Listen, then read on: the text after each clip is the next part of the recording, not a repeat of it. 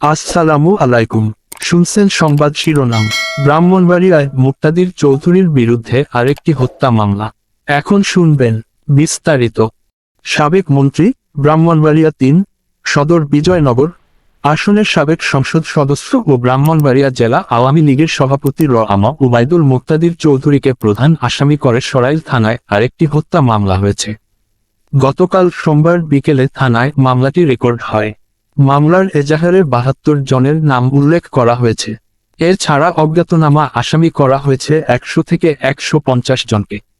মামলার বাদী হয়েছেন সরাইল উপজেলা সদরের কুট্টাপাড়া গ্রামের বাসিন্দা মোহাম্মদ শফি আলী। এই নিয়ে মুক্তাদির চৌধুরীর বিরুদ্ধে ব্রাহ্মণবাড়িয়া জেলায় ১০টি মামলা হল, এর মধ্যে ৭টি হত্যা মামলা।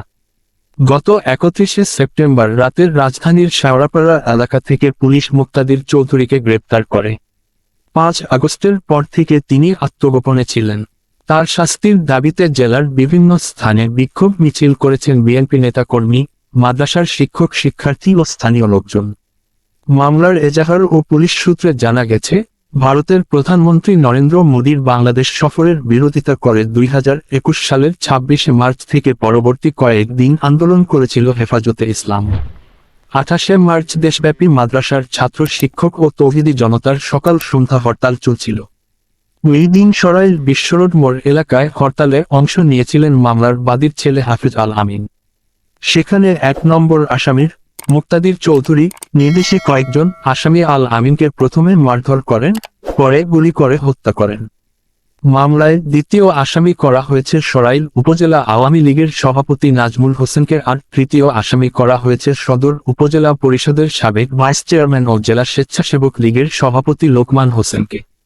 আসামির তালিকায় থাকা ৭২ জনের মধ্যে ৩৮ জন সরাইল উপজেলা বাসিন্দা, বাকি ৩৪ জন জেলার বিভিন্ন উপজেলার বাসিন্দা।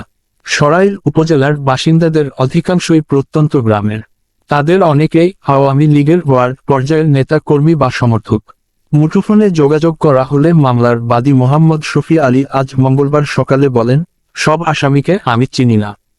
২০২১ সালের ২৮ মার্চের ঘটনায় সরাইল থানায় গত ৩রা সেপ্টেম্বর আরও একটি হত্যা মামলা হয়।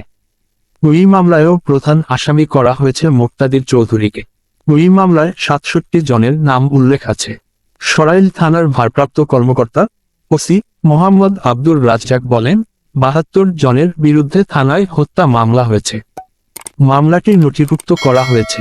মামলায় নিরপরাধ কোনো ব্যক্তি আসামি হয়ে থাকলে তাকে অযথা হয়রানি করা হবে না। ব্রাহ্মণবাড়িয়া 24.news